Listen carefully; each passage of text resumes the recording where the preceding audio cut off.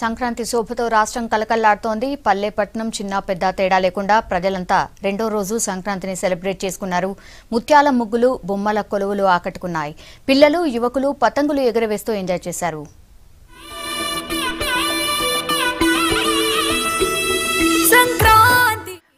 రాష్ట్రంలో మకర సంక్రాంతి పండుగ సంబురంగా జరిగింది. ముత్యాల ముగ్గులు, గొబ్బెమ్మలతో పల్లె పట్నం తేడా లేకుండా వీధులన్నీ సరికొత్త అందాలు సంతరించుకున్నాయి. హరిదాసు కీర్తనలు, గంగిరెద్దుల విన్యాసాలు పండుగలో ప్రత్యేక ఆకర్షణగా నిలిచాయి. చిన్న పెద్ద అంతా సంక్రాంతి సంబురాల్లో మునిగిపోయారు.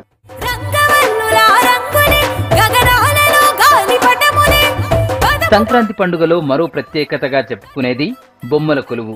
హైదరాబాద్, వరంగల్లోని పలు ఇళ్లల్లో పేర్చిన బొమ్మల కొలువులు అందరినీ ఆకట్టుకున్నాయి.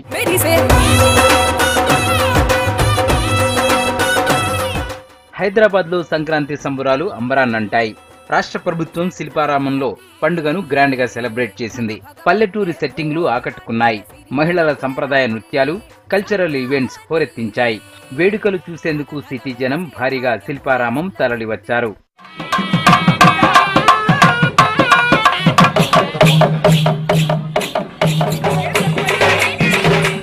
ఇక స్వచ్ఛ సంక్రాంతి పేరుతో బల్దియా వేడుకలు నిర్వహించింది. సిటీలోని గార్బేజ్ పాయింట్స్, పబ్లిక్ టాయిలెట్స్ దగ్గర గ్రేటర్ కార్మికులు రంగురంగుల ముగ్గులు వేసి పండుగ శుభాకాంక్షలు చెప్పారు.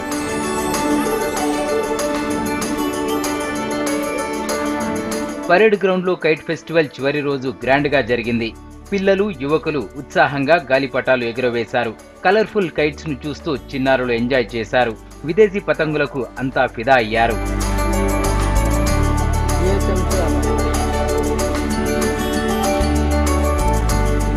నెక్లెస్ రోడ్ లో బీజేపీ ఆధ్వర్యంలో పతంగుల పండుగ జరిపారు. కైట్స్ ఎగురవేస్తూ సరదాగా గడిపారు కమలం నేతలు. చిన్నప్పుడు మిత్రులతో కలిసి గాలిపటాలను ఎగురవేసిన రోజులను గుర్తు చేసుకున్నారు. ఇంటిపైన బంగ్లాలపై నుంచి దాని నుంచే పతంగులు ఎగిరేసేవాళ్ళం. అలాగే చాలా పెద్ద ఎత్తున పోటీలు ఉండేది.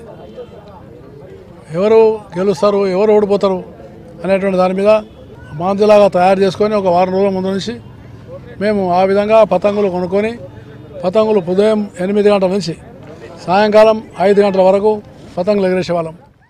ఆదిలాబాద్లో సంక్రాంతి సందర్భంగా మహిళలు నోములు చేశారు. ప్రతి ఏటా ఒక కుల వృత్తికి నోములు చేసే మహిళలు ఈ ఏడాది గానుగ నోములు చేశారు.